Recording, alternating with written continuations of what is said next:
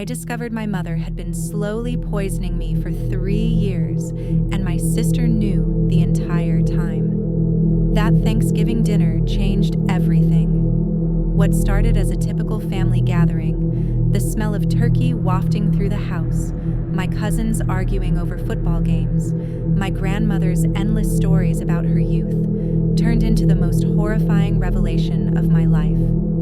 I should have listened to Emma when she grabbed my wrist under the table, her fingernails digging into my skin as she whispered those 4 words that would haunt me forever. Instead, I brushed her off, annoyed by what I thought was another one of her dramatic episodes.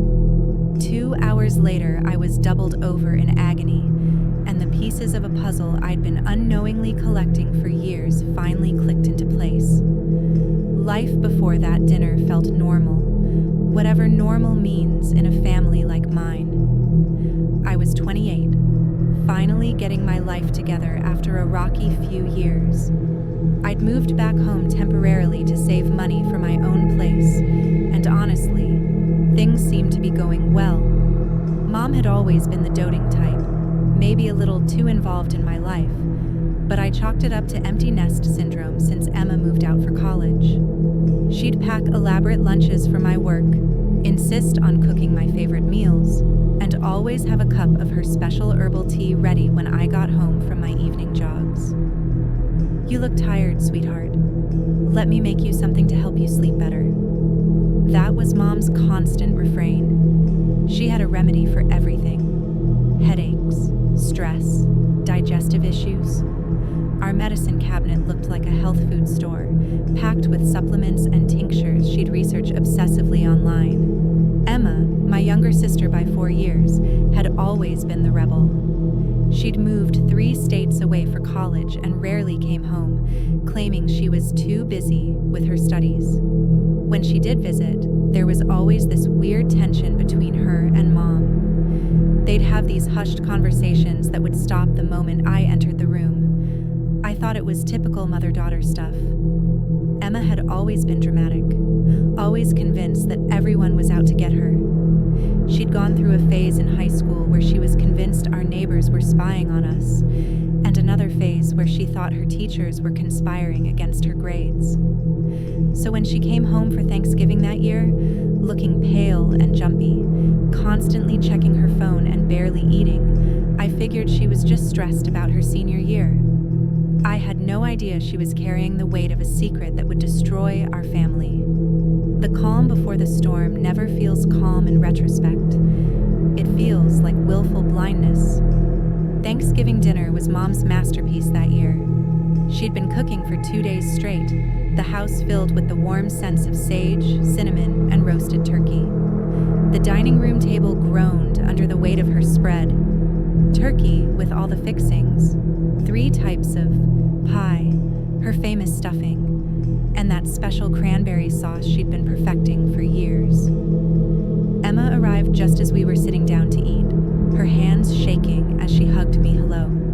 She looked thinner than I remembered, dark circles under her eyes like she hadn't slept in weeks. "You okay?" I asked as we took our seats. "Yeah, just college stress, you know?" But she wasn't okay. I could see it in the way she kept glancing at Mom, in how she pushed food around her plate without taking a single bite. When Mom brought out her special herbal tea, the blend she always made just for me, Emma's face went white. That's when it happened.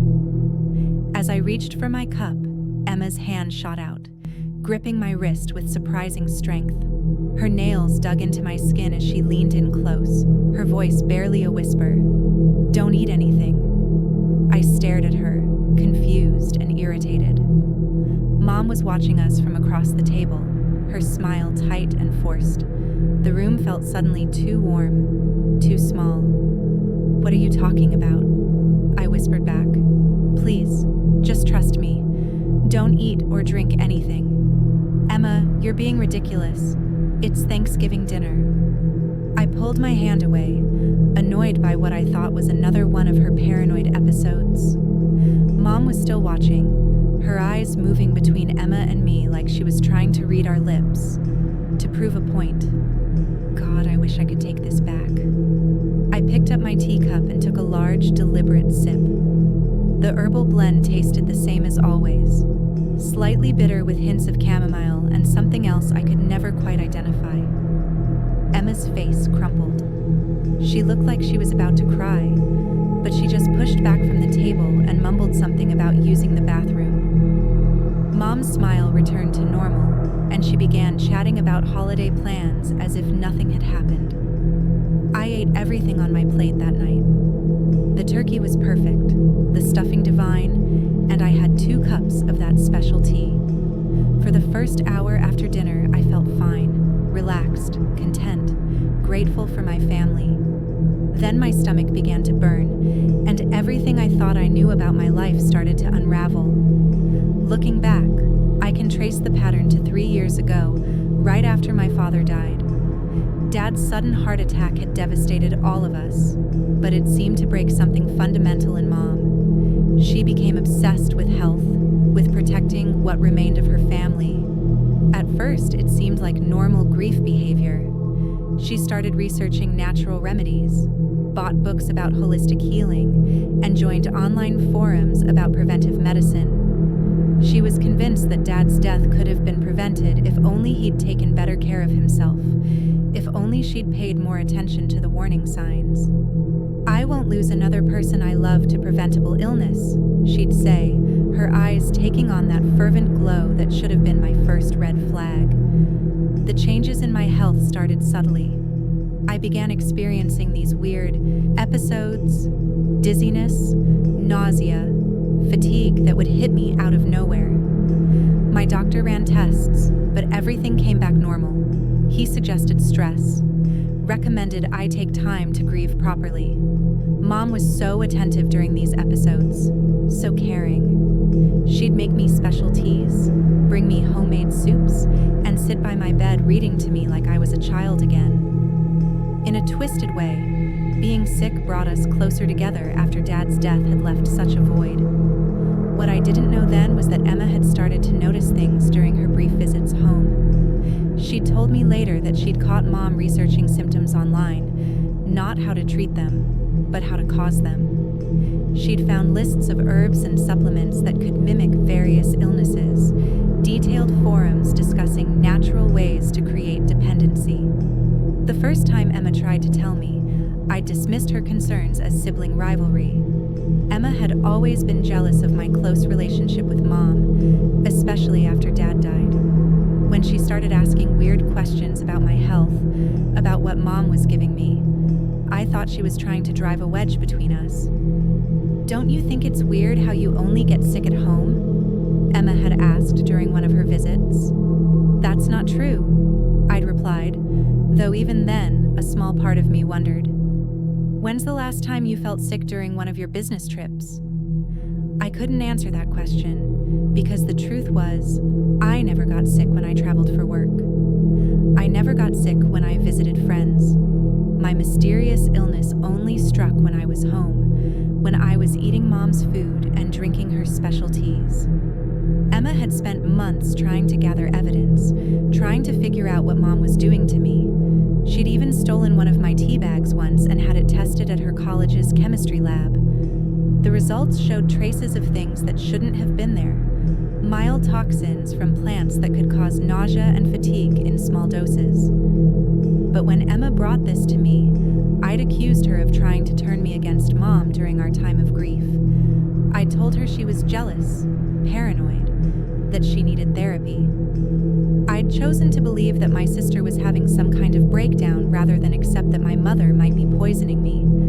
The most devastating betrayals come from the people we trust most, and sometimes we're so desperate to maintain that trust that we'll ignore every warning sign until it's almost too late. The pain started about an hour after dinner. At first, it was just a gentle cramping in my stomach, the kind you might get from eating too much turkey. I rubbed my belly and continued chatting with my uncle about his new job, thinking nothing of it. But then, it got worse. The cramping became sharp, stabbing pains that made me double over. My vision started to blur around the edges and I felt like I was going to vomit. Emma appeared at my side instantly.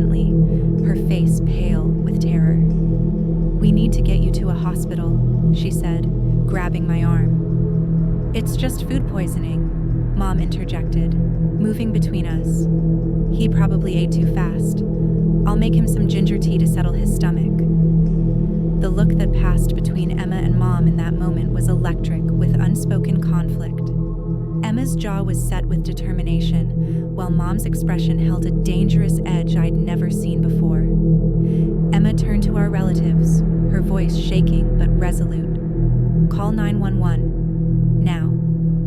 What followed was chaos. Mom started arguing that it wasn't necessary, that she knew exactly what was wrong and how to treat it. Our uncle was fumbling with his phone while our grandmother wrung her hands, asking what was happening. I was bent over the couch, waves of nausea washing over me as the pain in my stomach intensified. That's when Emma made a decision that changed everything. She ran upstairs to Mom's room and came back down with something in her hands. A small notebook and several bottles of supplements. "Look at this," she said, throwing the notebook on the coffee table. She's been keeping records, doses, symptoms, everything. Even through my pain, I could see Mom's face go from concern to furious, to something that looked almost like panic. She lunged for the notebook, but Emma held it away from her. "You have no right to go through my private things," Mom hissed. "Private things?" Emma's voice cracked. "You mean your detailed log of how you've been systematically poisoning your own son?" The room went dead silent except for my labored breathing. Our relatives stood frozen, unsure whether this was some kind of sick joke or a family breakdown they were witnessing. Emma opened the notebook and began reading in a voice that shook with barely controlled rage. November 15th. Increased evening dose to 50 milligrams. Subject complained of fatigue the next day but continued normal activities. November 22nd. Added secondary compound to morning tea. Nausea lasted 4 hours. With each entry Emma read, the pieces of my life started clicking into place with horrifying clarity. The timing of my sick days, the correlation with Mom's special meals, the way I'd always felt better when I was away from home. It all made sense now. Mom tried to grab the notebook again. Her facade of concern completely dropped now. "You don't understand," she said, her voice desperate.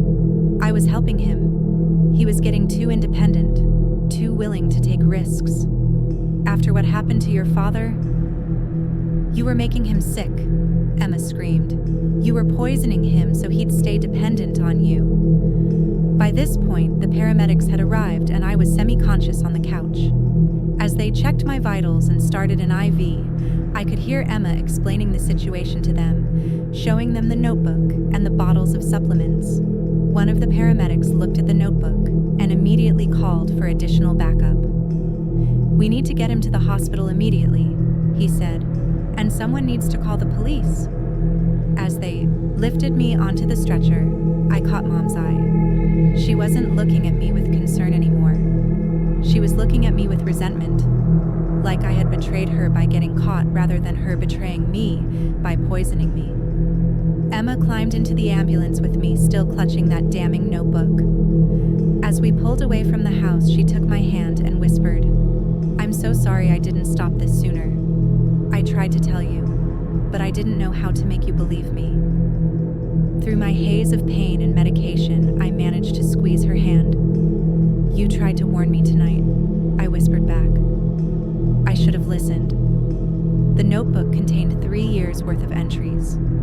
3 years of documented abuse, detailed like a scientific experiment. Mom had been gradually increasing doses, trying different combinations, noting my reactions like I was a lab rat instead of her son. The most chilling part was how methodical it all was. She hadn't been acting out of sudden madness or grief. She'd been conducting a calculated campaign to keep me sick and dependent.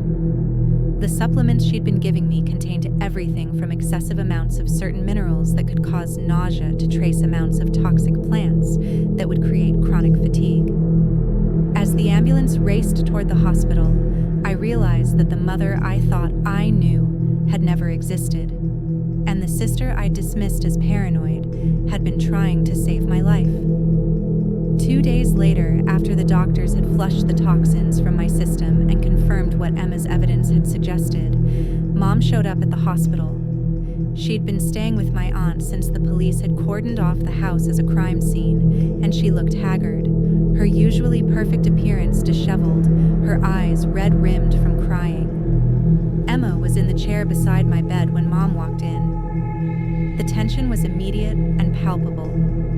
Emma straightened up like a guard dog, while Mom hesitated in the doorway as if she wasn't sure she'd be welcome. "Can we talk?" Mom asked, her voice small and broken. "Please?" I looked at Emma, who shook her head slightly, but I nodded toward the door. "Give us a few minutes," I told her. After Emma left, reluctantly, Mom pulled the chair closer to my bed and sat down. For a long moment, neither of us spoke. She looked older somehow, fragile in a way I'd never seen before. "I never meant to hurt you," she finally said, and I could hear the tears in her voice. "But you did hurt me. For 3 years. You hurt me. I was protecting you." That's when something inside me snapped. The anger I'd been too weak and confused to feel fully hit me like a wave. "Protecting me? You were poisoning me. You were making me sick on purpose. You don't understand. After your father died, I couldn't bear the thought of losing you too. You were talking about moving across the country for that job, about traveling, about taking risks." Her voice trailed off, but I could see the twisted logic in her eyes. In her mind, keeping me sick and dependent had been an act of love, not abuse. "So you decided to poison me to keep me home?" "It wasn't poison, it was management. I researched everything carefully. I never gave you anything that would cause permanent damage." The clinical way she described it, management, made my skin crawl. She spoke about systematically making me ill the way someone might discuss managing a garden or organizing a closet. "You kept detailed records, Mom, like I was an experiment. I had to monitor your reactions to make sure I wasn't giving you too much. I was being careful." The audacity of that statement, that she thought she deserved credit for being careful while poisoning me, left me speechless for a moment. Emma knew, didn't she? That's why she tried to warn me. Mom's face hardened at the mention of Emma's name. "Your sister has always been jealous of our relationship. She wanted to turn you against me. She was trying to save me. She was trying to take you away from me, just like everyone else does. First your father dies and leaves me, then you want to move away, and Emma fills your head with lies." I could see it then, the complete break from reality that had allowed her to justify what she'd done. In her mind, she was the victim. Everyone else was trying to abandon her, and she was just fighting to keep her family together. "I'm not your property, Mom. I'm not something you can control by making sick. I just wanted you to need me. Is that so wrong? I just wanted to be important to someone again." For a moment, I felt a flicker of pity for her. The desperate loneliness in her voice was real, even if her response to it had been monstrous. "You were important to me. You didn't need to poison me to make me love you. But you were pulling away. You were going to leave me all alone." That's when I understood that there was no reasoning with her, no making her see the magnitude of what she'd done. In her mind, she'd been fighting for survival, not committing abuse. "I think you should leave now," I said quietly. "Please don't abandon me too," she whispered. "You abandoned me first, Mom. The day you decided to poison me instead of trust me to love you." She left without another word, and I never saw her again. The legal aftermath was swift and decisive. The notebook Emma had found contained enough evidence to support charges of aggravated assault and child endangerment. Apparently, the law doesn't distinguish between traditional poisons and natural substances when they're used to systematically harm someone. Mom Mom pled guilty as part of a deal that got her 5 years in prison and mandatory psychological counseling. She never tried to contact me during the legal proceedings, though her lawyer claimed she was devastated by the consequences of what she called her misguided attempt to protect her family. The physical recovery was easier than the emotional one. Within a week of being away from Mom's special meals and teas, I felt better than I had in years. My energy returned, my chronic stomach issues disappeared, and I stopped having those mysterious dizzy spells that had plagued me for so long. Emma moved back to town temporarily to help me deal with everything. She sold Mom's house. I couldn't bear to set foot in it again, and helped me sort through years of belongings that now felt contaminated by the knowledge of what had been happening there. "I should have tried harder to make you believe me," Emma said one day as we packed up the kitchen, throwing away every tea blend and supplement bottle we found. "I should have listened to you sooner," I replied. "You tried to save me, and I made you feel crazy for it." We found more evidence as we cleaned. Hidden stashes of the compounds she'd been using, printed research about symptoms and dosages, even a journal where she'd written about her fears of being abandoned. It was like discovering that we'd been living with a stranger who wore our mother's face. The hardest part was dealing with our extended family. Some of them couldn't believe that sweet, caring Mom could have done something so calculated and cruel. Others wondered why Emma and I hadn't spoken up sooner, as if we should have somehow known that maternal love could be twisted into something so toxic. Emma started therapy immediately. She'd been carrying the weight of the secret for months, watching me get sicker while feeling helpless to stop it. She blamed herself for not being more aggressive in her attempts to warn me, for not going to the police sooner. I started therapy too, but for different reasons. I had to learn how to trust my own body again, how to eat and drink without constantly wondering if someone was trying to hurt me. I had to unlearn 3 years of conditioning that had taught me to expect illness and accept it as normal. The most difficult thing to process was the realization that the mother I'd grieved losing to Dad's death had never really existed. The woman who had seemed so caring, so devoted, had been systematically abusing me while wearing the mask of love and concern. Emma and I grew closer than we'd ever been, bonded by the shared trauma of discovering that our family wasn't what we'd thought it was. She'd proven that she was willing to risk everything, including our relationship, to protect me, while the person who should have been protecting me had been the one causing me harm. Some betrayals cut so deep that healing requires learning to trust the world all over again, starting with trusting the people who were brave enough to tell you the truth when it was dangerous to do so. 2 years later, I can say that I'm grateful for Emma's courage. Even though it shattered everything I thought I knew about my family, she saved my life by refusing to stay quiet, even when I made her feel like she was crazy for trying. I've learned to recognize the difference between love and control, between care and manipulation. Real love doesn't require making someone dependent or sick to prove itself. Real love trusts the other person to make their own choices, even when those choices feel scary or threatening. The experience taught me that sometimes the people who seem to be creating drama in your life are actually the ones trying to save you from it. Emma's paranoia wasn't mental illness, it was clarity. Her jealousy of my relationship with Mom wasn't sibling rivalry, it was protective instinct. I've also learned to trust my own body and intuition again. For 3 years, I'd been taught to ignore my instincts, to accept chronic illness as normal, to rely on someone else's interpretation of what was wrong with me. Recovery meant learning to listen to myself again.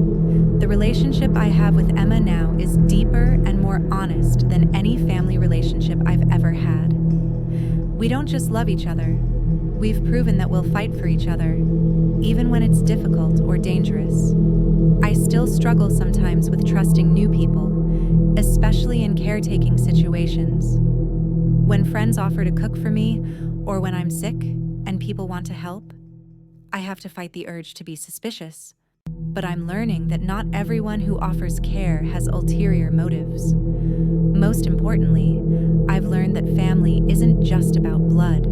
It's about who shows up for you when the truth is ugly and complicated.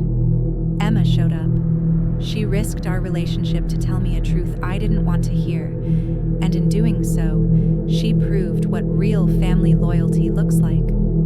Sometimes the most loving thing someone can do is refuse to enable your blindness, even when that blindness feels comfortable and safe.